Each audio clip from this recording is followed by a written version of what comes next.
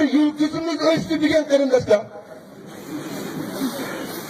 Felek asmanının bir yıldızımız sakıp gitti karındaşlar. Alem çıklaydı o. Gel insanlar, gel mu'minler. Zor kaygının içinde biz Müslüman karındaşlar. Müslümanın ışığında kaygılık işte. Başındaki hasretle rahmet içinde. Bana bu soru durumdu. Cenab-ı Allah merhum üstadımızdı.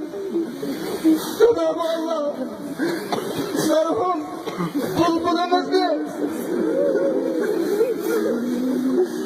Dünya ve ahiret günü ben saadet dilerim.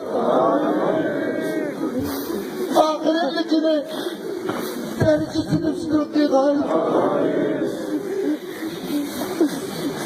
Şundakla bana müşahede mutlaka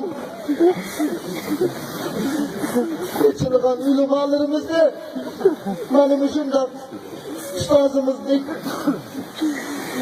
Bidat karıştırdılar. Ehl-i sünnet ve cemaat hakikatı üstündürler. Hayatının ahirini davet eder. Allah'ın Resulü'nü yönetmek emelleri kıldıgan.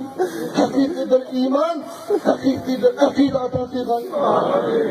Cenab-ı Allah üstadımızı öz rahmeti sayesinde kıygan. Kerimdeşler, biz manımızda kaygılık dinlerdi.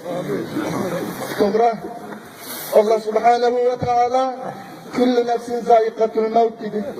Her kandak bir can, her kandak bir tırnak ilgisi ölümden kamen tetemay kalmaydı.